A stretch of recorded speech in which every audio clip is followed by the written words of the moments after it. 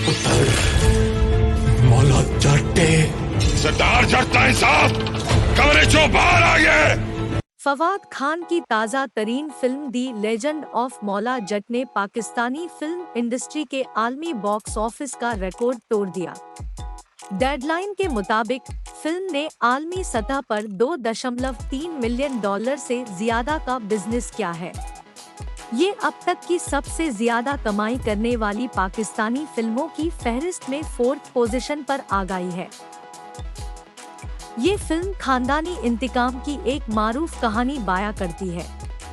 एक नौजवान मौला हरीफ कबीले के अरकान के हाथों अपने वालिदैन के कत्ल का गवाह है। मौला की परवरिश एक राजाई माने की है जो उसे अपने हयातियाती बेटे पर तरजीह देती है। तहम वो अब भी इस भयानक रात के डरावने ख्वाब से छुटकारा नहीं पा सका। अब मौला जट को आखिरकार अपना बकायदा मैदान छोड़ना होगा, अपने दबे हुए गुस्से को कम करना होगा और जालिमों पर अपना मशहूर गंडासा उतारना होगा। जाती इंतकाम के मुहारिक को इंसाफ के लिए एक मुंसिफाना इंसानी तलाश का रास्ता देना चाहिए। ये फिल्म 13 अक्टूबर को रिलीज हुई थी।